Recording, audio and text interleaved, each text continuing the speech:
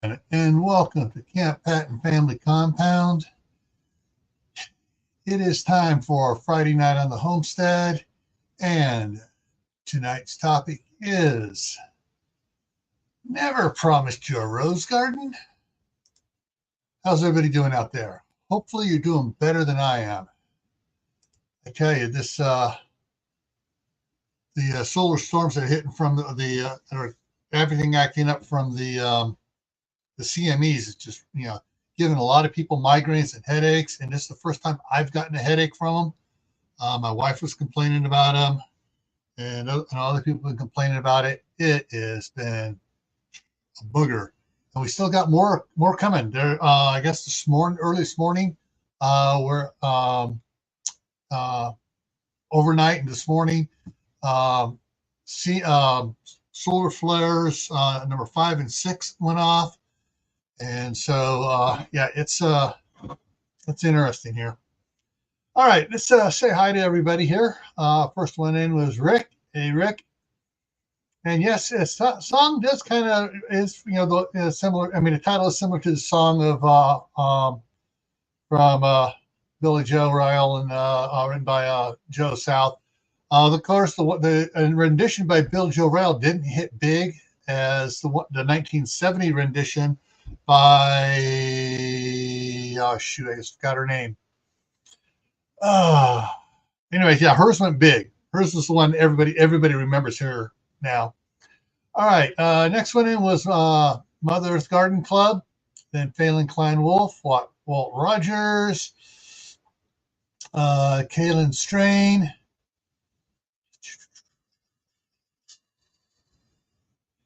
And let's see here.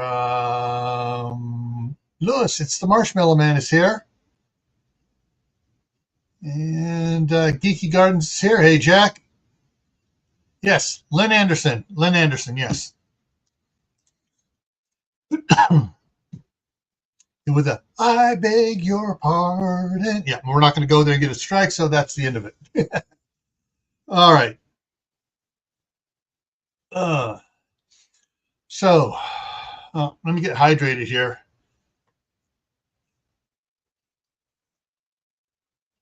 Tried working outside today. It's getting bad headaches and stuff and everything else. So I get some stuff going. I've got 9 Grand Rapids lettuce that have come up. I have 2 rainbow chards that have come up. I got a couple more sprouts showing up on the strawberries coming back to life. Thank you, Kaylin. And so, my garden is doing better than this garden. But one of the things I wanted to pop out about this is, talking about, never promising, a rose garden stuff. It was funny as when my wife and I were first getting together, it was roses, this, that, and the other. And finally she said, stop buying me dead roses. I'm like, what do you mean they're all, no, they're dead. They're not growing anymore. Buy me rose plants. So the next rose purchase date, I'm not sure it was, it may have been for Valentine's Day or something. I drug her off to the nursery, and it had rose plants on. It's like, oh, okay, I want that one and this one and that one and this one. And on each side of the house in California has 2 driveways, one on each side. It used to go up and around in the back from the previous owners, and I got, tore off all that other stuff. So we just have 2 paved driveways on the side.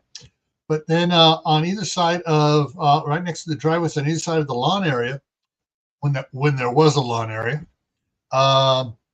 we put in all the rose bushes on either side. And she was so happy until the second year. First year, she didn't mind getting out there and doing a little pruning. There wasn't that much going on the first year. Second year, it was a lot to prune at the end of the season. And And then she goes, I need the arm protectors for protect me from the thorns. A rose garden is not all that. Let me bring it up here. So make sure I got it right here. Is a rose garden nice and easy? No, it is not. A rose garden will bite you every chance it gets.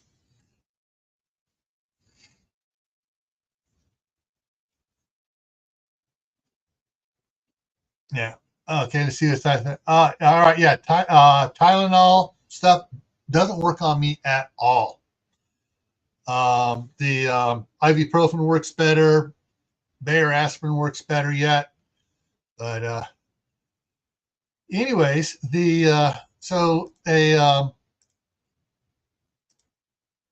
come on. There we go.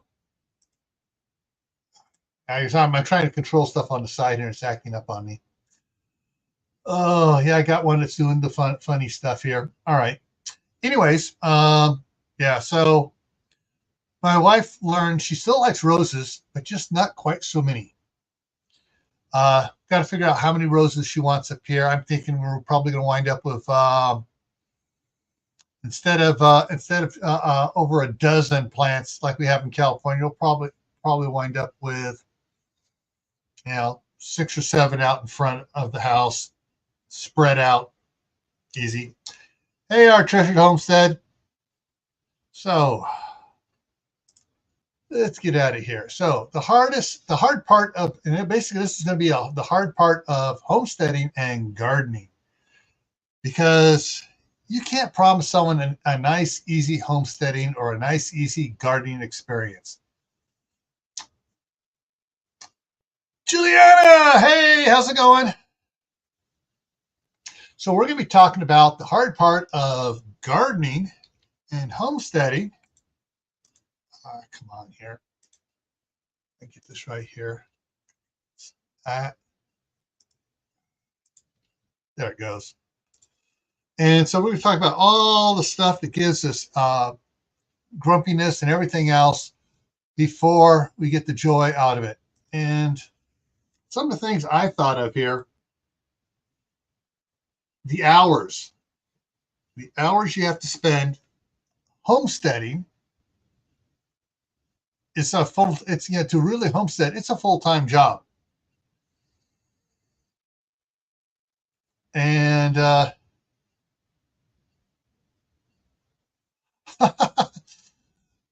trying to find outfits for their visit to a rose garden tomorrow.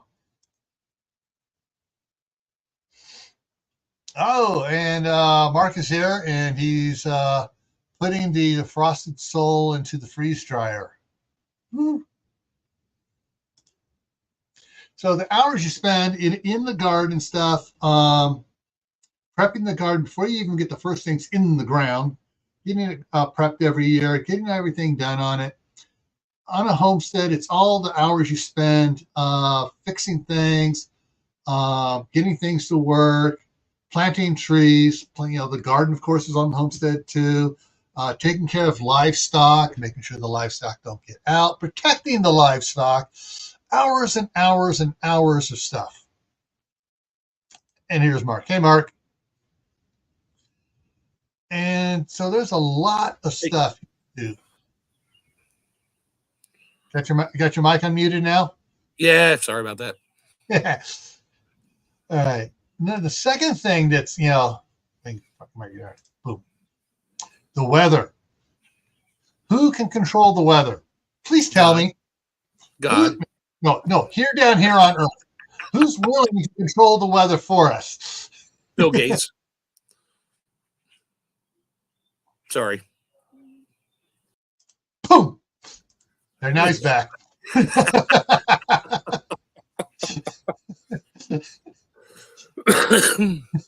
I'm sorry. You said the wrong name. Yeah. I'm buying up all the farms and stuff. The weather can just, make your homesteading a pain in the butt.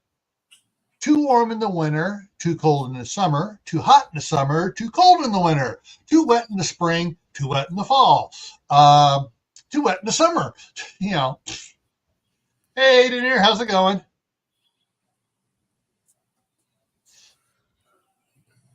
And so it's just, the weather can make it a really tough part.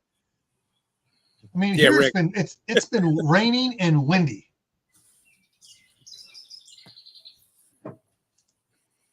101 at Geeky Gardens yesterday.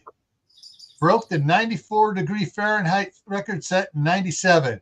Nobody's in control. How did I put this? Did I? Shoot, I didn't. I never. I got to go back and try to find that meme so I can save the picture of it. There's a perfect meme for it. Whoever's holding Mother Nature's beer, go ahead and drink it. She's had too much already. And someone find out where she's getting her drugs from. No, I like the one where Mother Nature is throwing out temperatures like Powerball numbers. That one too, yeah. Today's temperature is 68. Tomorrow's temperature is 13. Tomorrow night's temperature is 97.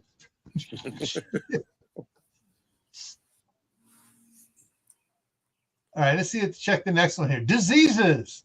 And that matches up right with what Mother Earth Garden Club put out. Bugs and plant diseases. The diseases, I mean, one of the things in the San Francisco Bay Area there in California, where the staff sergeant is at, is for her rose garden, she is fighting mildew, powdery mildew on the roses. Because where we're at there, we'll get hot days, but then we'll get the real cool nights, and we'll get the fog coming in.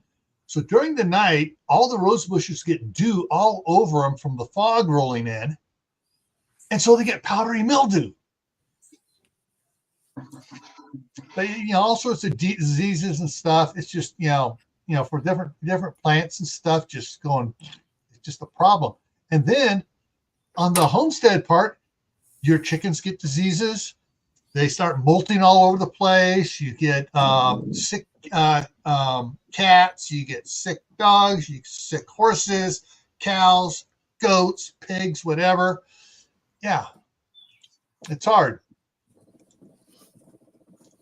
Breakdowns. Oh, yeah, I'm out the road killing yard and the road killer breaks. Wait, mental breakdowns or physical breakdowns? Equipment breakdowns. Well, you get the mental breakdown after the weather doesn't cooperate for 6 weeks. Yeah, and you got you have your chicken, your poultry fence, electric poultry fence out there, and the charger breaks on you. Next thing you know, the chickens are everywhere they're not supposed to be. Same thing with the pigs, the horses. The hot wire broke on the horses too, so the horses are knocking down the fence. Cows are really knocking down the fence to get at the grass on the other side. They're just laying on the fence to get it down.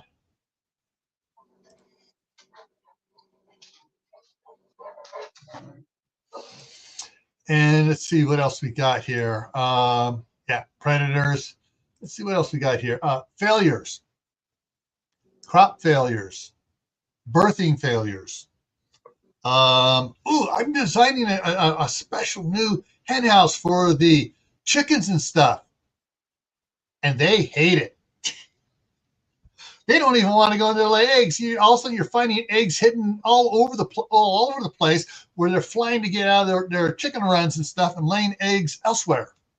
You didn't ask their opinion of it. That's your fault. Exactly. Which reminds me, I got to go over with my daughter and start digging through an area where we keep on finding.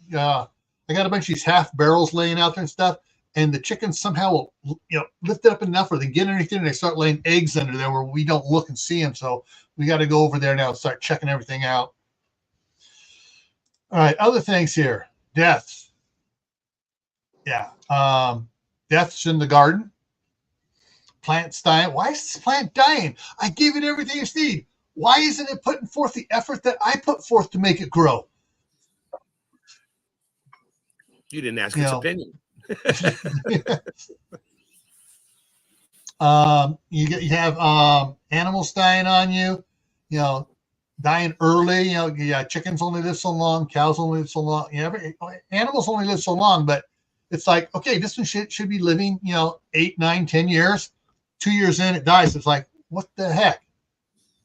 So, and we got Foco the First. Welcome. Tammy Harder's here. Did I miss anybody else? No. So these are some of the other problems that come up. I'll be right back. Okay, on on dealing with livestock and plants, and then of course death also affects family members too, because people have always died on homesteads. Something happens, and my great, I want to sure I get the right one. My great grandfather was out there working with the crew and stuff, and his foot caught, and he landed on his head and died. Total accident. He was climbing out, and his foot got hung up in the wagon thing, and boom, down he went, and landed on the only rock in the field. Finances, another hard part of gardening and homesteading. So let's pick on gardening. Finances. There are a lot of memes about this. My car doesn't work right. Every time I go by the garden center, it turns into the garden center. And when I leave, it's full of plants. Oh. Now, my bank accounts keep saying I'm overdrawn. Yeah. Oh, Jack, no. Turtles are supposed to outlive us. When I was a little kid, I'm trying to think how age, because this is when we were living in Tahunga. So then we moved down to 66. So it was about 67. A desert tortoise wandered into the yard. And so I was, went to the garden. I was getting lettuce and stuff, feeding it, and it started leaving. I dropped a couple of pieces of lettuce and led the lettuces back up to the house. And next morning, he was sitting outside the house. And for the next 3 years, took care of him. The first winter, he disappeared. He's like, oh, where'd he go? And then he was back. The next winter, we saw where he dug a tunnel underneath one of the flat rocks out there, and it would dug himself a hole, and he'd go down in there for the wintertime to hibernate. And when we moved, I told the boys on the other side of us, the Schramm brothers, there are 4 of them, and told them, hey, this turtle's really cool. Okay, and TJ, the second oldest one, came over. He was a year older than me, so we'll take care of him. They took him home, did it, and the last time I spoke with one of them, it was about 15 years later, and the turtle was still there, doing just fine. And all of them grown up and were out of the house now, except they kept visiting their parents. And then when their parents sold the place, the youngest one, JJ, took the turtle with him, and I'm not sure what happened after that because I lost contact with him. It's not like today with social media where easy to get a hold of people and stuff, and everything. But all right, so back to the thing, finances. Buying the land, first of all, the property, whatever. Even if it's just you want to have a decent sized yard for a house, not even an acre, a third acre, half acre, lot, it's going to set you back a little bit. You want to buy several acres. Depends how far away from the city you want to go to be able to afford them. Once you have it, how are you going to, like here, we got total of 6 acres between the 2 properties. Oh, that takes a lot of work. So we got two tractors. One of the tractors, I got to see about getting a mechanic coming in to fix it. It has a problem with the ignition and stuff, it runs a little bit and dies. And so it may be the distributor cap, the sparks. I mean the rotor, the condenser, the voltage regulator, something like that. The last time I messed with any of that stuff was when I was in high school, and I had a shop teacher teaching me how to do it, and then I promptly, forgot because I didn't do anything with it for 40 years. So, get the book out and get your multimeter out and get the book out. You can figure it out. Yeah. The thing is, though, I don't have the feeler gauges for setting the gap and everything else. I do remember that stuff. I don't have the feeler if it's spark plugs. I don't have the feeler gauges for setting setting the gap on the condenser points and stuff. And so, anyways, but you need a tractor, and so everything just takes a little bit more money.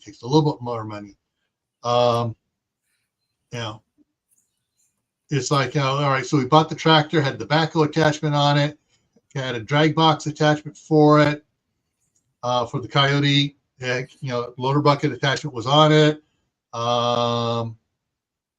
Then I needed to get a landscape rock rake for it. Then I got a disc set. So it would do the disking and I follow, and then I go behind like, after a couple times with the landscape rake and smooth it all out. And time. So that goes back up to the hours up here, time as well, time and finances. So there's a lot of things that go into it. Now, I'm not trying to put anybody off on it, but once everything is done, it'll be nice. But, so I got finances, and then, of course,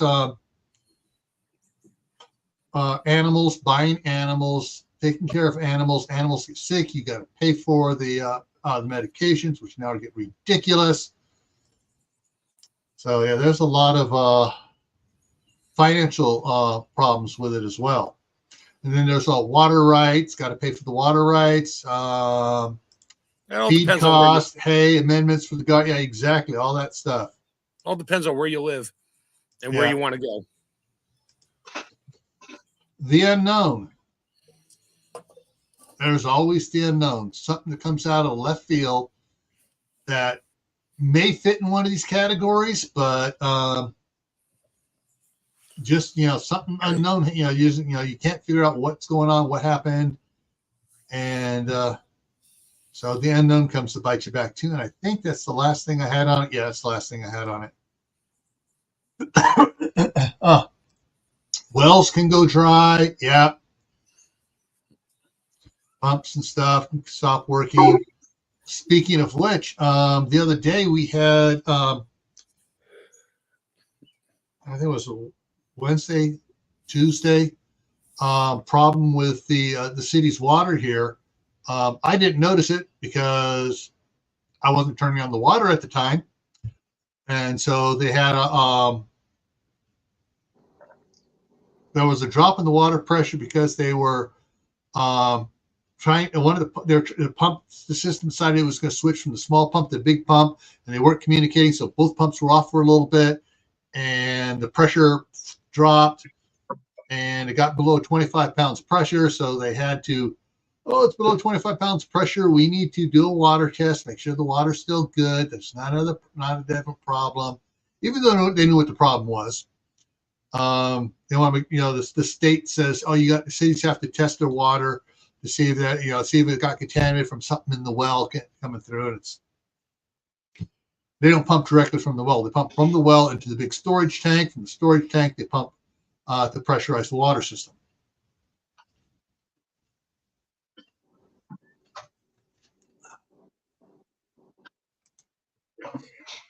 Yeah.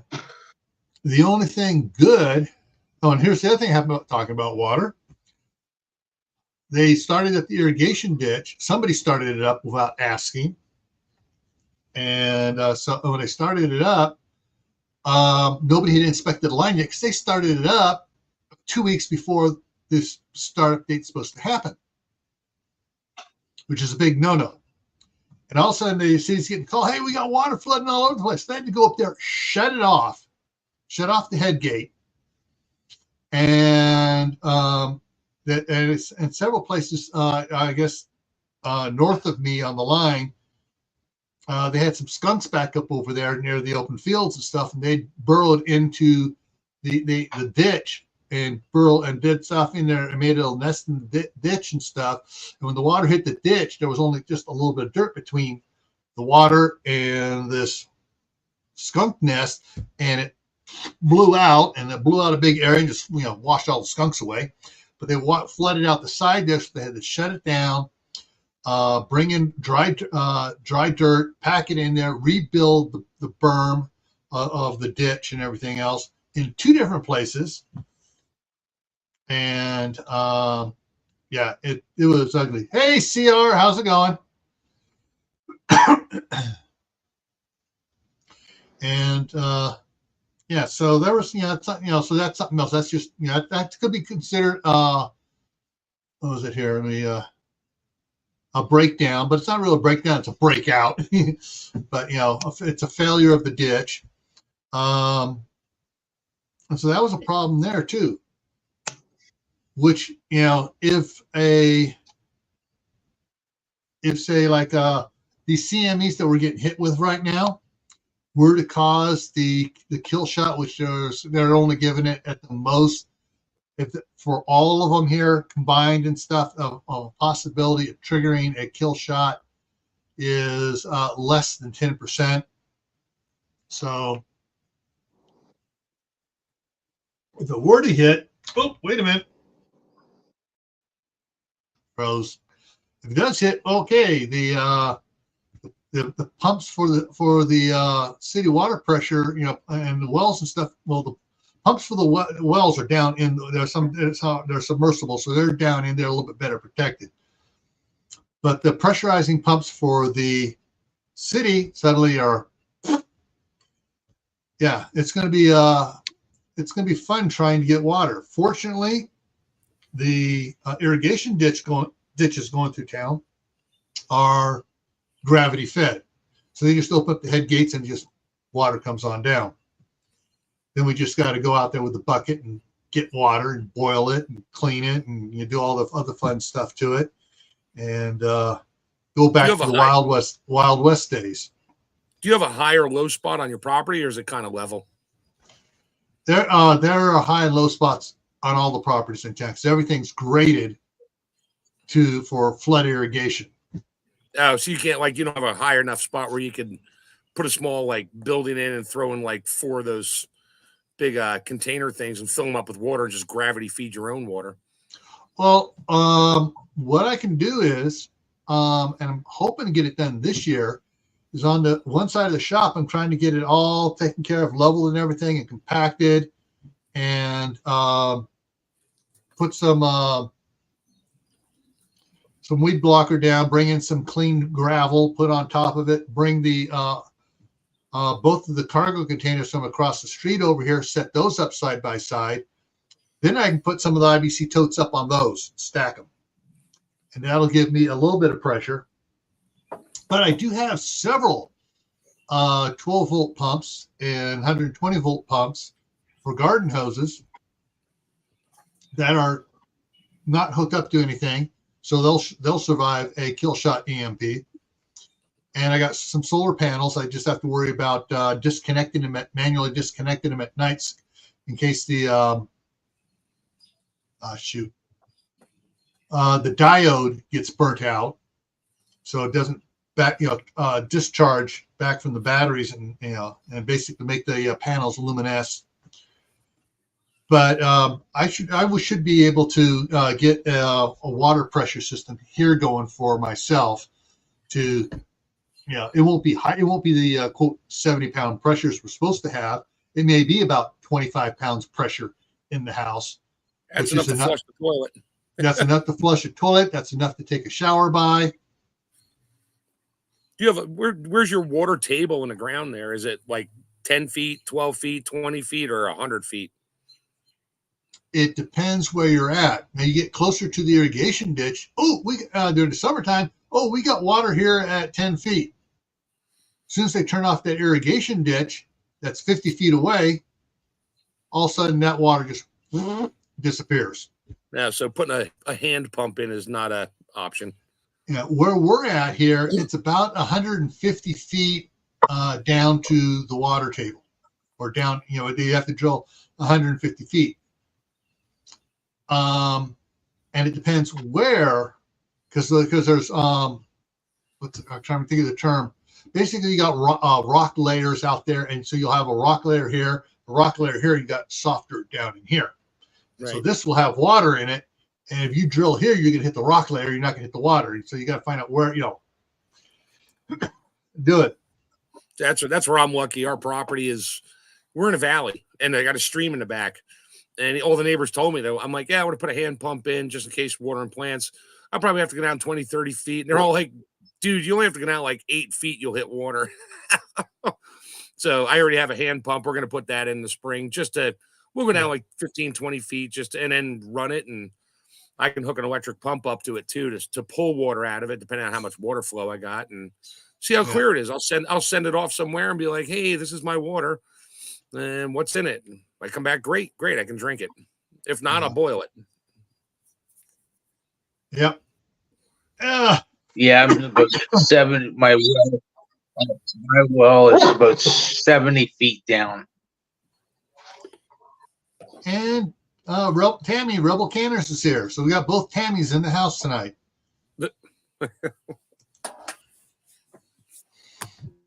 Yeah, so water is probably, like I said, like I talk about on Gray Man Prepping all the time. Water is the #1 failure point for all preppers and homesteaders. They think they have enough. They think they got it taken care of. And when something goes wrong, it's like, whoop, we failed. Of course, then for most city dwellers on a city water system, it is even a worse failure point. Salt in the water can be an issue. Some of the places back in California, because it's right off the delta, and the delta, the salt water is intruding farther into the delta, and it's intruding through the sandstone and stuff to some of the wells around the area. Some of the wells were picking up there's salty water on it. My parents' place, which was 4 blocks from my house there, the well there didn't have saltwater intrusion there. We had sulfur intrusion. So like when you took a hot shower, it smelled like you were in the sulfur steam baths.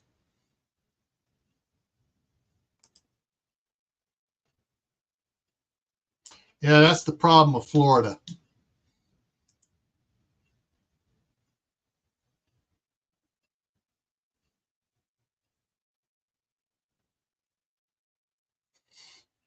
Yeah, they a lot of people here when they got some ordinance passed, and the city set up a water system here. Once you're in the city and you're on city water, you weren't allowed to have a well unless you had the water rights for an agricultural well, and you could only use that for feeding livestock and for watering plants. You couldn't use it for yourself. One of these days, we're going to go ahead and buy the water rights for an agricultural well. And if poop hits the fan and and the water system goes down for the city, I don't know how we got water pressure. Hey, Denise, how's it going? Once you buy the water rights, you're in the system as you have a well. Yeah.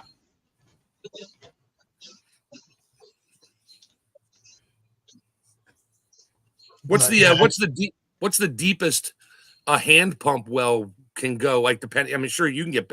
We had one at Boy Scout camp that we're pretty sure that water table was down about 90 feet, and it was a big pump, and it took a good 2 minutes of heavy, hard pumping to get the water up. Once it came up, you got good freezing cold, drinkable water. It depends on the size of the pump and the hole. The way the pump is designed. If it's a small diameter pump or a pipe coming up, a small pipe coming up feeding the pump, you can pump deeper because you're lifting less weight. Right, with each pump, yeah, it's PSI over volume, yeah.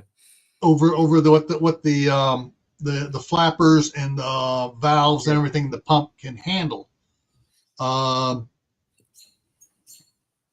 And what sort of foot valve it has on it too. The strength of the foot valves. So there's a lot of different things to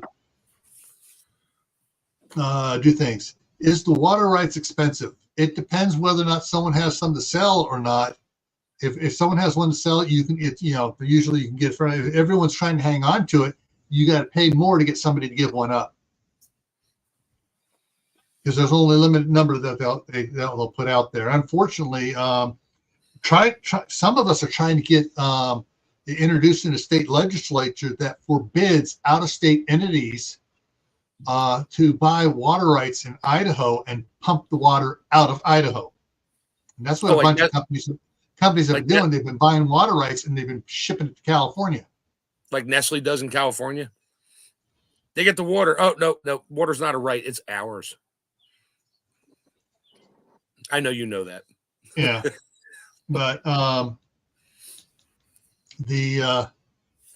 so we're trying, and the states say, well, we're charging them for it. We don't want you to charge them for it. We want you to stop them taking the water. We want that water here because we need that water here because you're restricting our water use because they're pulling so much out of the Snake River because they've got water rights all around. They pump the wells, pump the water into the Snake River, meter how much they're pumping in, and they pump it out, 500, 600 miles away on the other side of the state to pump it out to go into the pipeline to take it to California.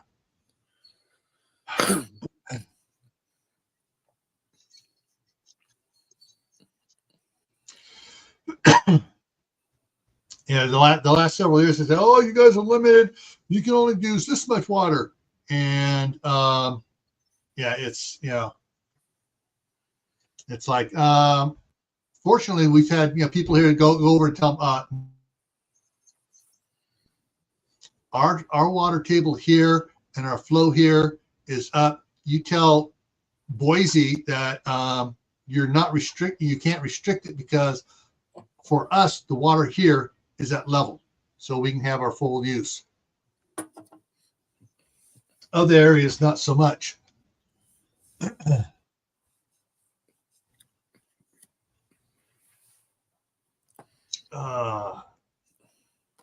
there's everyone. I like some of these videos out there saying these people saying, I thought homesteading was going to be an easy peasy thing. Yeah. Yeah, I'm gonna buy some land. I'm gonna build a small off-grid house and put up solar panels and get some chickens and grow some corn, and I'll have a little tractor and I'll do it by hand. Yeah, that doesn't work out well. Yeah, I mean the problem is they see the videos from some of the homesteading channels that have been working at stuff, getting things built up for 10, 12 years. And I say, oh, yeah, we doing this, we're doing that. And people, oh, I can do that too. Yeah, but you got 12 years of prep to get done before you can get to that point. Mm-hmm. Best thing you can do watching the videos is find out, okay, these are some of the things I need to focus on first to get there. But I'm not going to get there in one day, in one season. Oh, yeah. Yeah, it's there's I got our to-do list around here. A good section of it has been put on hold because we're trying to get other things done first before we go back to that stuff. Now you got the to-do list and the priority list. Yeah, and the priority list is ever changing. The to-do list is ever growing. Yeah. It's and like so. As soon as I get the shop fully insulated, get the natural gas plumbed out to it so it has I has heat in the wintertime, so I can keep it at 42 degrees, 45 degrees in there, which would be just fine for citrus trees to survive the winter. And 42 degrees, just fine. They'll love it. And for the strawberries and everything else to survive the winter in there, will be great. I'm working as hard as I can, trying to get the garden area around the house here up and running, and compost turned into it, and getting everything set up on it so it's going to produce.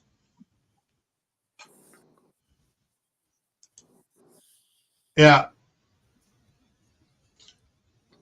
And Rick's right too. The finances, the more finances you have, the faster you can get it done. I will say that. Yeah, if we had enough more money, we would get, and we would sell the I don't know what we'd sell. We'd fix up the Ford 9N N9 gasoline tractor. Fine, just keep it out there for when we're doing boring stuff, and teach the grandkids how to run it in about 5 years. But I want to get a 35 horsepower, maybe a 40 horsepower tractor with a cab on it for doing the heavy stuff that my little coyote is going, ow, ow, ow, as I'm trying to make it do it. Oh boy. Suspicious observers just put out that we're on a level 5 solar storm now, and more on the way. Okay. Well, it's nighttime here, so I'm not going to get slammed with it. But you're still daylight out there by you, so. That's a myth. Well, I know it wraps around because basically the Earth. I don't know what I got something here. Okay, I know you did it the other night. Yeah, it wraps around. Earth, it comes at it, hits it, it compresses on this side, elongates and thins out the magnetosphere and all the protective layers around the Earth.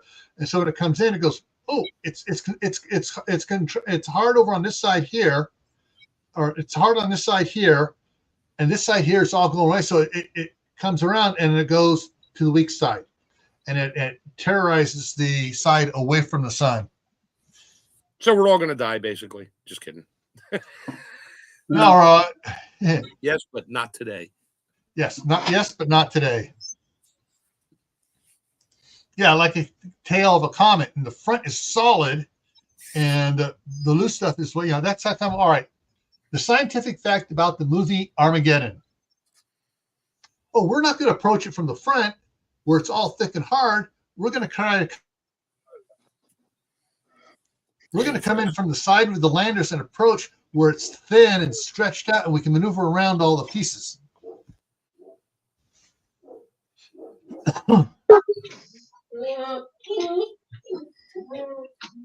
Yeah. Oh, yeah. So when it gets dark out there, about 10 o'clock, 11 o'clock, you should get some nice auroras that can be seen. Yeah, not here. It's been raining for a week and a half straight, and clouds everywhere. Yeah. Well, you may get a lightning show then. Oh, I had that last night. I lost power right in the middle of your other show. Yeah. It just boom went out, and I had to scramble to get back on again on my phone to use as a hotspot briefly. Speaking of power outages and internet outages, I don't know how many of you follow Courtney at White Family Farm on Facebook, but they had a dump truck go down the street with the bed up. And rip out they the didn't power lower it all lines. the way down. Thunk, thunk, thunk, thunk, thunk, thunk, before they realized they'd taken out a bunch of power lines and the internet. I bet that cost that company a few pennies to fix. Uh-huh.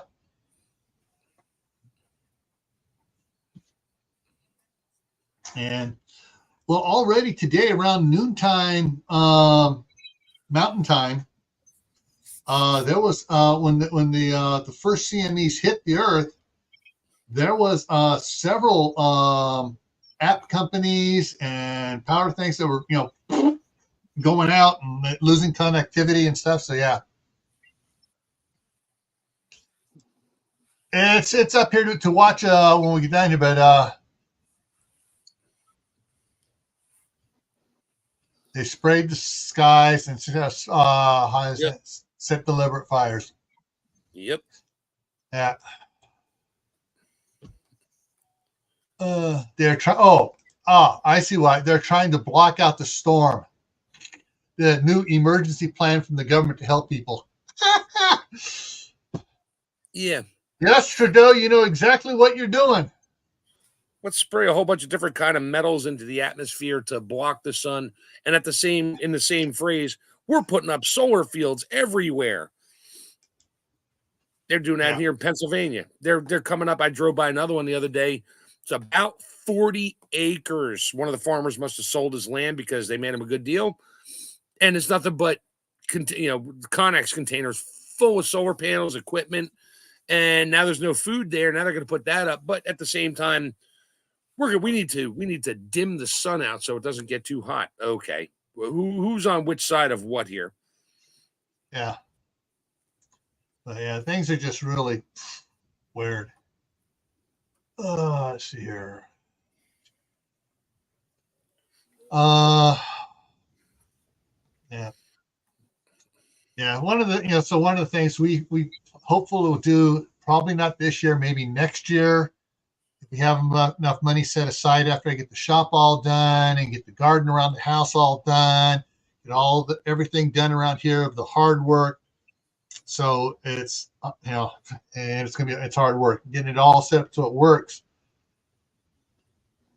Then we're going to see about possibly getting a well put in, and we're going to put in one of those either they have 12 and they have 24 and they got 48 DC volt submersible pumps, so you can power it off of solar panels. You just set the system up to match the pump, and that way when we need to pump water, we got power, we turn it on, and we can water stuff.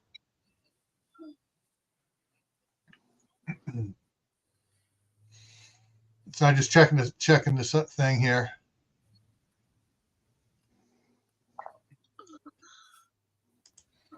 Yeah, I've heard that they're putting in some areas, they're putting the solar panels up high enough where they can actually get a compact tractor underneath them to do stuff, and they can grow certain crops and stuff, low shade or shade tolerant crops, and make a little. They can make the solar power company can make a little money on the side, get some solar, some shade tolerant alfalfa, whatever, and harvest it up and then sell it to the farmers or the ranchers. Yeah, that'll be a pain in the butt to farm. Yeah. But yeah, there's a lot of stuff. But yeah, our one of our goals thing is to get the 2.5 acre field across the street producing either alfalfa or cowpeas or something like that. Try to get some food, some food crops in there for some cows, so we can buy a steer in the spring, early in the spring, put it out there when stuff start coming up, raise it up, section it off so one side gets high, we can move it over, and the other side we can maybe go in there with a mower, take it down, and stack hay, pile hay up, and then so we have enough hay for the winter, and in the spring it'll do again. So that every 2 years we get a beef cow out of it. The other thing, possibility too, is my wife's thinking about. All right, we just we get we put in stuff like the buffalo grass, bringing buffalo grass back and plant it out there, and just bring in some sheep. Sheep will, you put a dozen sheep out on 2.5 acres of buffalo grass, they can't eat the grass fast enough. And so they'll have, the lambs will grow up in a season, and you harvest all the young lambs, and you just buy your alfalfa to keep the sheep alive during the wintertime. And in the springtime, they well, I know goats kid. I'm not sure what sheep do, but they have babies, and yeah. Sheep have usually one baby, but if they have two, they'll ignore the first one. Yeah. So then you got to hand feed it. Yeah, but once it's off bottle and it's eating grass, boom. Right, but you're getting up 3 times a day to make sure that the one that's getting ignored gets food, because the mother will kick it away. Yeah, and you better The learn sheep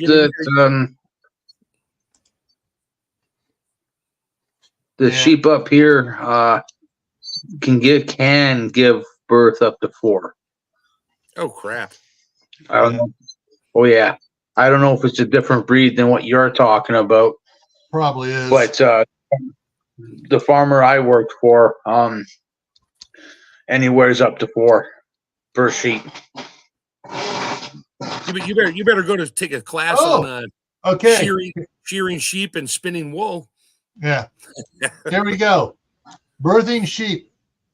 3 Rivers Park District, we average 3 lambs per ewe, but have had as many as 6. Ooh. This high birth rate can provide some challenge during particularly delivery. Sometimes the lambs get tangled up. Try to multiple enter the birth canal at the same time. Get traffic jam.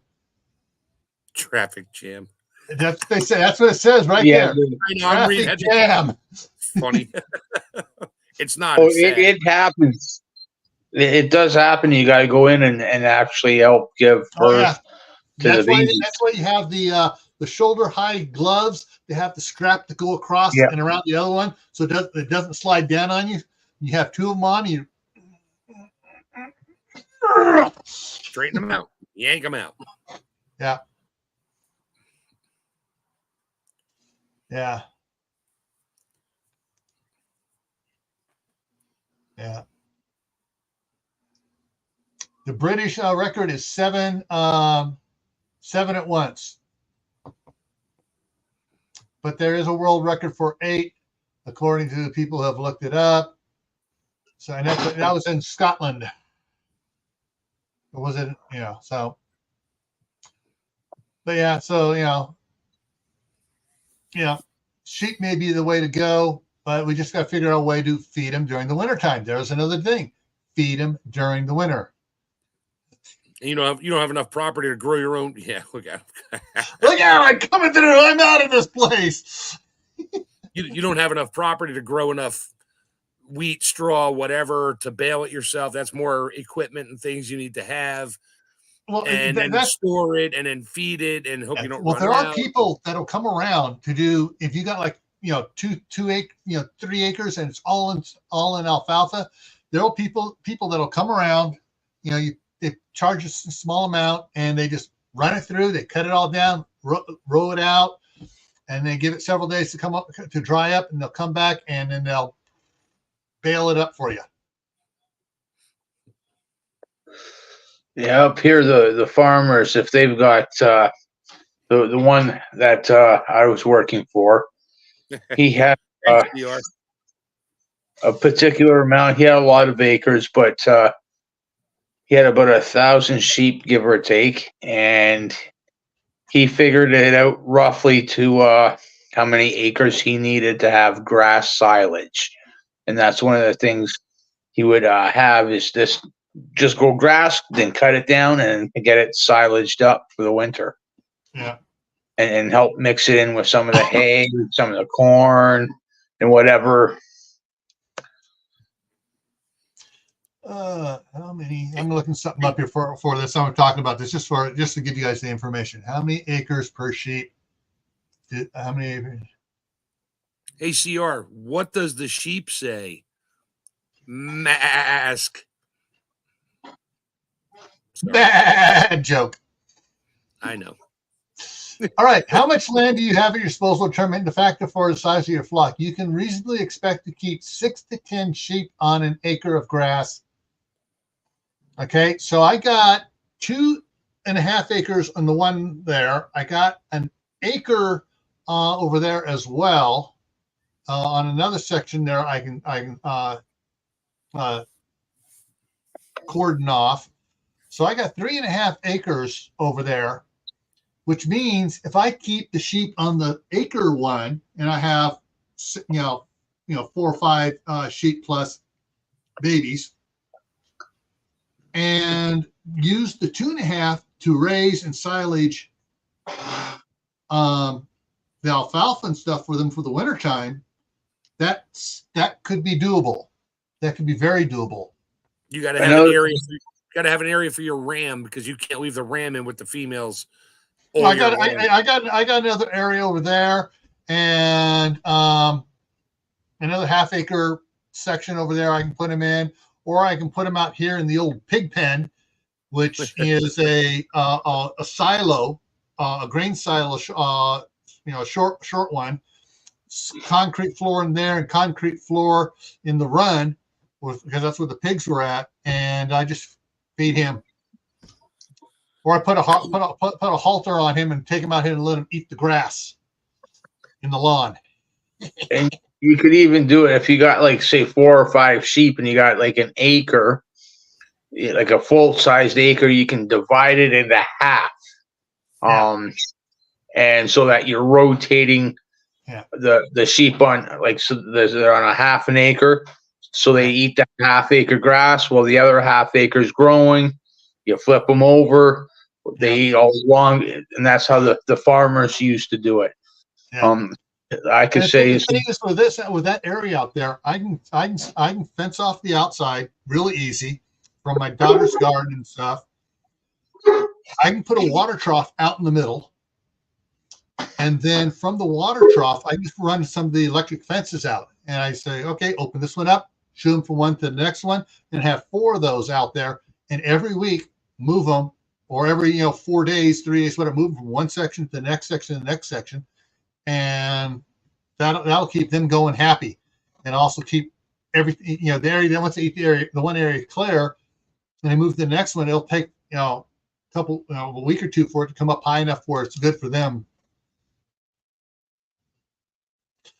All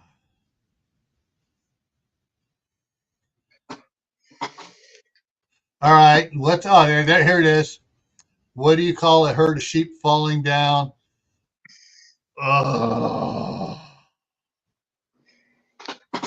Falling down a hill, a landslide. And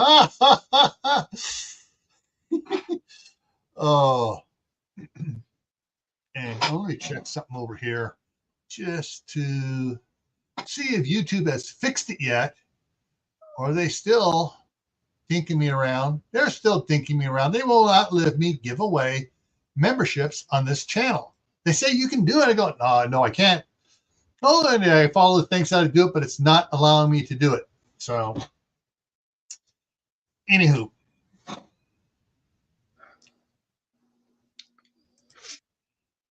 Oh, when CR and Lori get in, when them Canadians come down from up north, the jokes just start flying.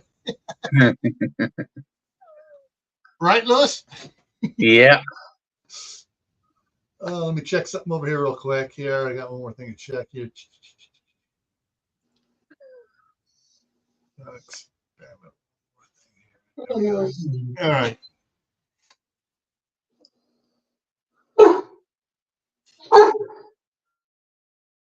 Yeah, so that's. Now, my wife wanted to go with sheep anyways. She likes lamb more than I do, but we could probably, if we wind up raising sheep here. I know we have some friends on the other side of town, April, and they raise beef. Hey, we'll swap you, Give me 2 lambs for a side. For a side or a quarter or whatever, or we'll swap you back and forth. And if we ever decide to get the pigs going out here again, we'll just have to see what happens on that. All right. And yeah, I'm checking the other. It's not going to do it over there either. All right.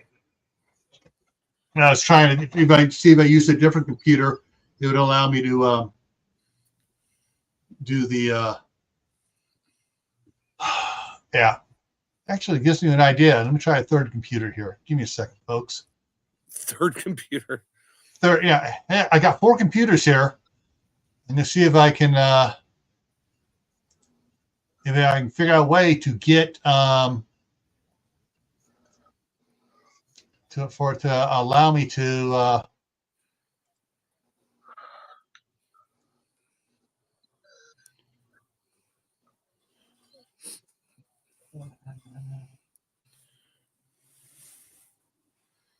all right. Okay, it will allow me here. Nope, it won't allow me to do it on this computer either. Just, it acts like I'm not a member of my own channel. Yeah. Oh,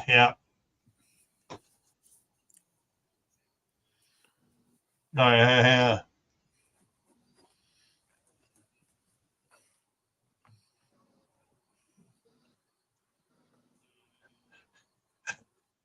It amazes me how much exercise, extra fries sound like. Yeah, I like that.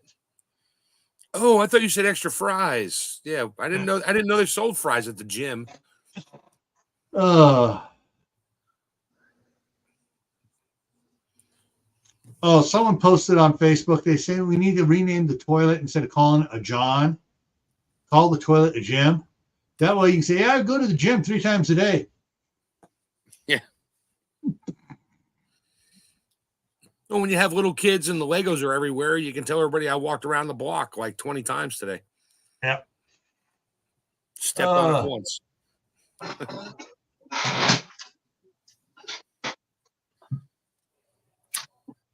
Yeah. So there's fun stuff here when it comes to setting up a garden stuff. Today I just started germinating 18 pumpkin seeds for another area of the garden. So once they're 100-day from germination to harvest, supposedly. And so that puts us still in the end of growing season in September before the snows come. So we should be able to have I should hopefully get at least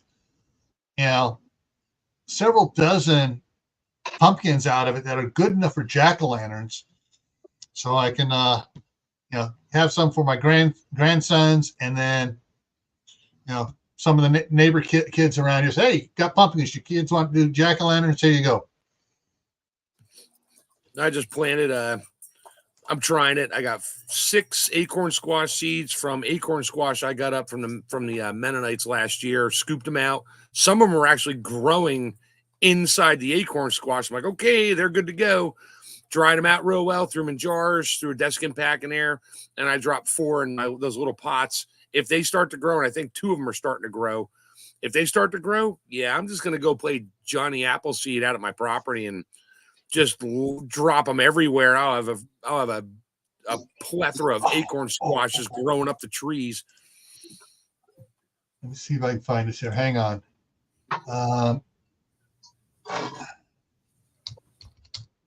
Let's see what pops up here. There we go.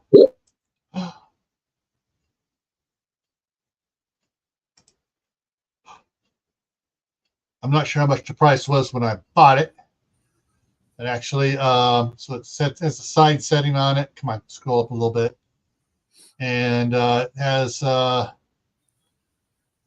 Is that for seeds or is that for? Yeah, for corn. Yeah, it comes with 6 different wheels, seed wheels in here, and it has little notches in there for the different sizes seeds. As you go along, it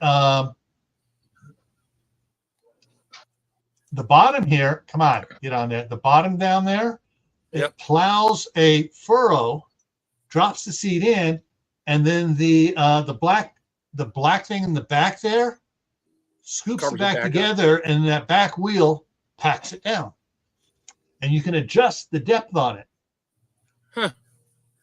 And I got one, and I planted about 20 pounds of kidney beans and navy beans 1 year out there, and we had more friggin' beans than we knew what to do with.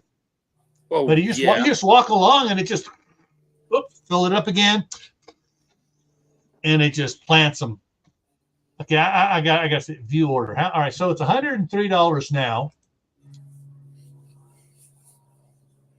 It was $109 when I bought it. It was $109. Yeah, $109. So it's $6 cheaper than it was when I bought it in 2020.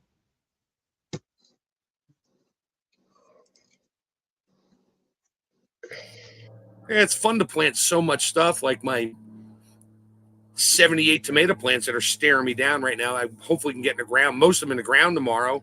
They were so cute when they were growing under the grow lights, and now they're all over my deck. Like they're like 18 inches tall. I'm like, you all got to get in the ground. Jack, are you still in here? Yes, he is. Jack, hang on a second. Guys, I'm going to be right back. Yeah, my tomato plants are like that too. I got them in the green room, and I got sticks and twist ties making them stand up right now. Yeah, I think I did like 3, 4, or 5 in the little pots that Gil uses, and most of them took. So then I had hold on, I gotta let my dog in.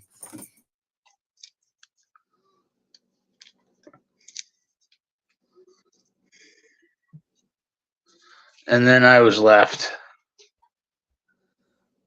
I only went 12 feet. No, I planted them all. They all grew. So, and then one of my friends has a restaurant, and he has stacks of the 5-pound cottage cheese containers that he just keeps. I'm like, hey, can I have some of those? He's like, take what you want. I took like 40 of them, drill holes in the bottom. So now those half-gallon pots or cottage cheese tubs now have 2 tomato plants in it, and they're everywhere. And they're just getting bigger and bigger. Now the rain is coming. I can't hold it back. They're all growing all leggy and stuff now. So I'll be trellising them in the garden hopefully tomorrow if the rain lets up. Yeah. All right. So, Jack, the Praxis tomato seeds. Hang on. I got to kill the green screen. No,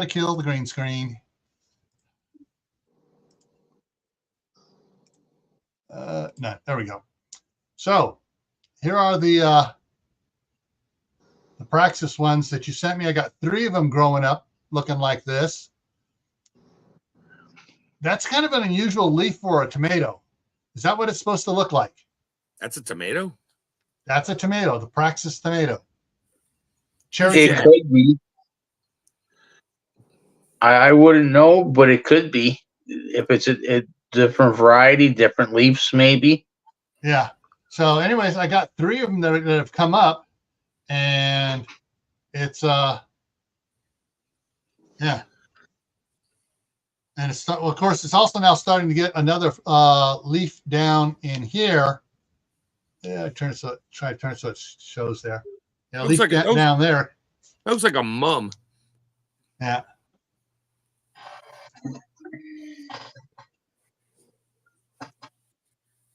There we go. All right. So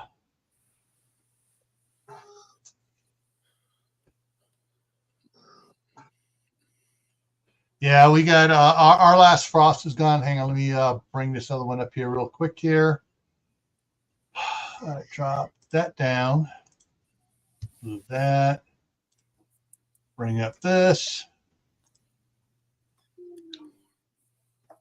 Refresh that. Okay, so here's our weather projections here. Let's see, our low is 41 tonight, not 31, like it was 2 nights ago. 72 tomorrow, 45 low tomorrow night. 76 on Sunday, 48 on Sunday night, 76 on Monday. We'll pop 770, 42.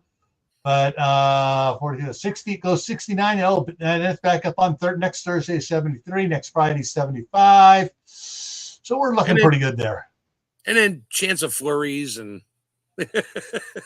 no, it's thunderstorms and 20% chance of showers and thunderstorms, not rain, showers, which means it's just going to water the garden for us. The other one here is, come on, okay, is showing. This one's from the Weather Channel. The other one was NOAA Weather. So we got 74. I hate it when the ads jump up there. We don't want the ads up there. So we got 74, 77, 76, 67, 71, 73, 72, 74, 78. Yeah. So we're looking pretty good. Now we get some cloudiness coming in here. 24% chance of rain on the 21st. Everything else. I don't believe anything more than 2 days out. Yeah. 24% chance of rain on Monday and Tuesday. But yeah. But the trend is warming here. Finally. Give it a month. Oh, yeah, give it a month. The low is 65 and the high is 92. Yeah. I think our lowest temperature in the next week or so is going to be like 34, 33 degrees. Yeah. It's been dropping down back to 45 here at night, but no lower, and the rain and that. So my tomato plants are actually enjoying it. Thank God. I brought them out to harden them up, and I just left them out.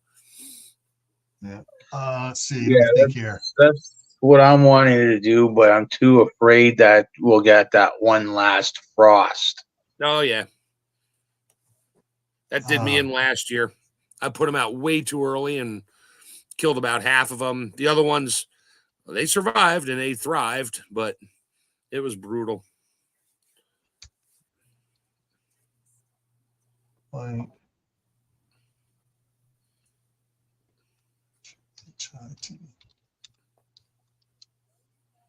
There we go. All right. Here you go for you, Mark. Toby Hine. Yeah, that's going to look a little funny on a 35-horse tractor. No, this one here. 3-point spreader. But yeah. I'd rather, for $630 for the amount I'm going to spread seeds on, I'll just drive the tractor and throw them out by hand. My buddy will sit on the back of the tractor as I'm tilling up, and he'll just throw handfuls of sunflower seeds behind me. Well, and I'll just drive over it and I'll rake them under. Yeah. Yeah. Some of these ones have are gear driven. Others have electric motors on them. Yeah, they're like salt spreaders, grass seed spreaders. Hey, there you go. Yeah, the old Scott's version. I got one of those still. Yeah, you crank it all the way open for the large seeds, and down for the smaller seeds.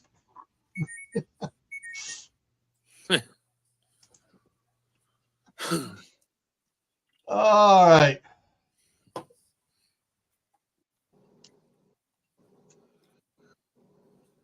I sent you. Okay, hang on here. I'm looking. See where it's coming in at. Which one?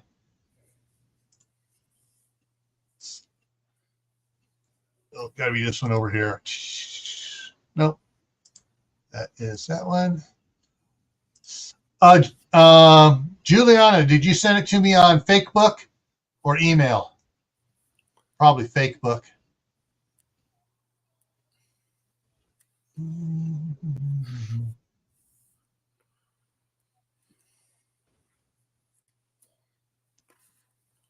All righty, let me check Facebook here.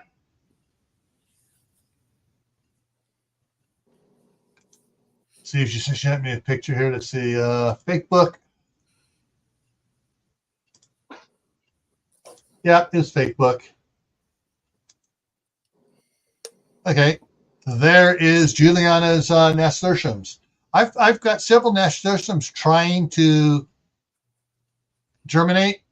I'm probably just going to go ahead and put a whole bunch in with the on some toilet paper and water and stuff, and see if I can get out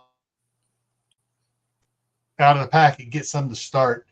Hey, where's that tomato plant you just showed us? Because that really looks like the leaf.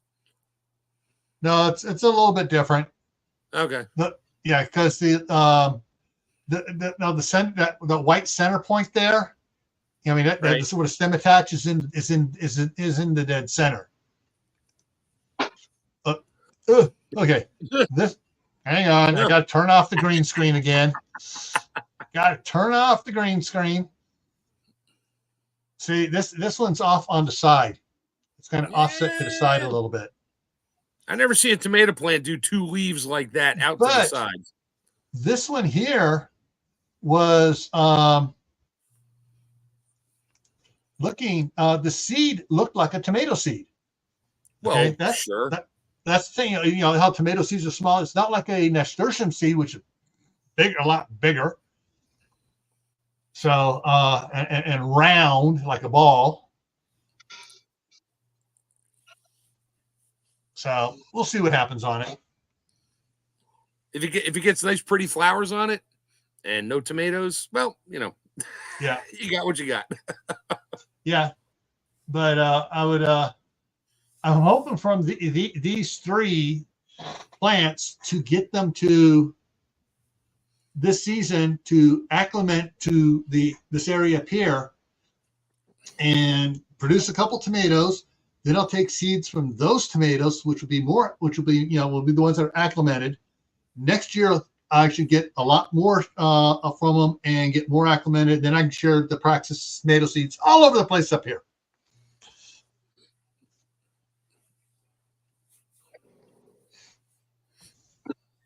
Yeah, well, so Geeky Garden sent me these Praxis seeds. So we'll see what how it actually looks and what actually grows. And if it is a different type of flower, hey, it's going out in the garden anyways.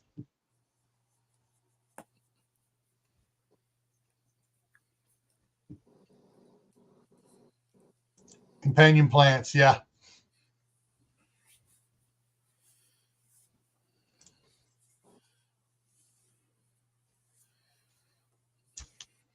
So let me go ahead and take that off.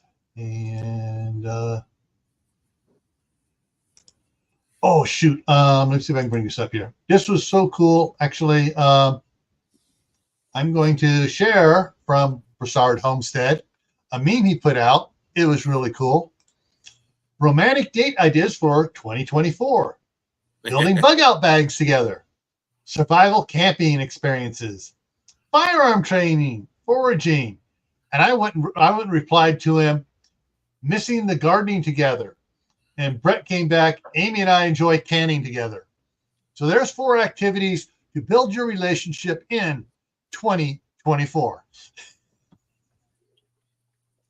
Thanks, counselor. Yes. And this is coming to you free, courtesy of the staff sergeant. All right, so all right, come in. Oh wow, time flies. Okay, all right, so guys, coming up here tomorrow on Gray Man Prepping, 8 p.m. Eastern time. Unhealthcare system is the topic. Monday back here on Camppatton Family Compound. Best stoves for canning, and also we're going to hit the worst stoves as well. You mean my little backpack stove's not a good stove for canning? We'll get there. Tuesday on Tactical Tuesday, Gray Man Prepping is smells that can cause trouble in SHTF/Tawaki. And those that don't know, Tawaki is the end of the world as we know it. But I feel fine. Oh, sorry. Look that song up.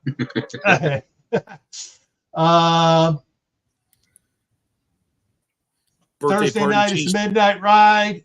Next Friday here is more chickens? Question mark. We're going to talk about chickens, and hopefully I can get.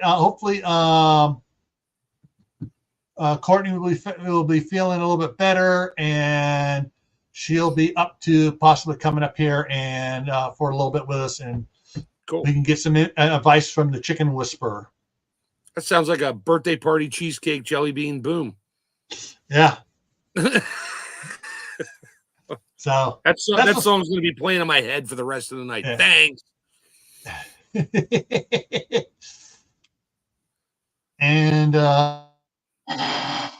as I'll put this up just yeah. So if you have any email suggestions for Camppatton or Gray Man Prepping, email it to camppattonfamilycompound@gmail.com. So we got tomorrow's live stream topic was kind of suggested by Suzanne Galley. Tuesdays was suggested by Rachel Knight. Who suggested that one? Someone suggested it. I forgot to put who suggested it. One coming up on keeping your food cool. CB at Hugo Homestead has suggested the one coming up on June 1st. So I do use your suggestions and run with the topics because, hey, that's what you guys are interested in. So if it's gardening or prepping, please give us suggestions. And if you want, if you would like to see some specific topics on canning and stuff that we haven't covered yet, please let us know. Tammy would be happy to for us to do those.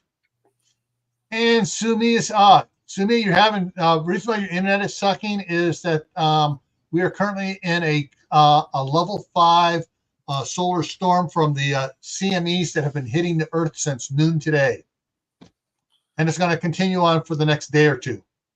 So yeah, well, she had her power back and she was starting to go live, and then somebody sneezed and the power went out again.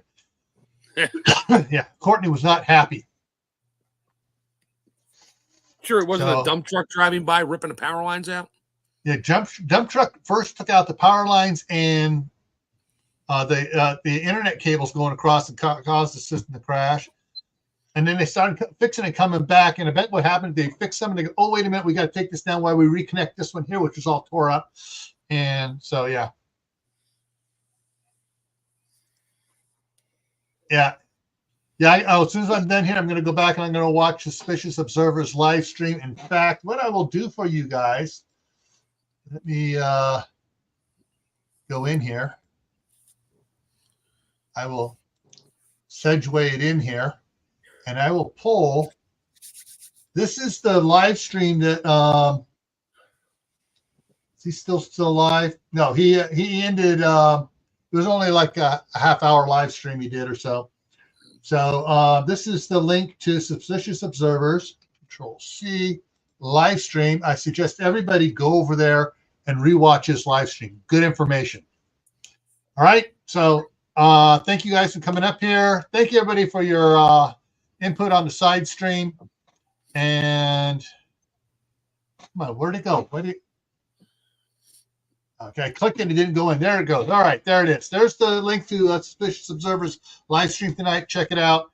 And I'll see all of you hopefully tomorrow on Gray Man Prepping, 8 o'clock Eastern, for the unhealthcare system. All righty, see you around. Good night. Have a good night.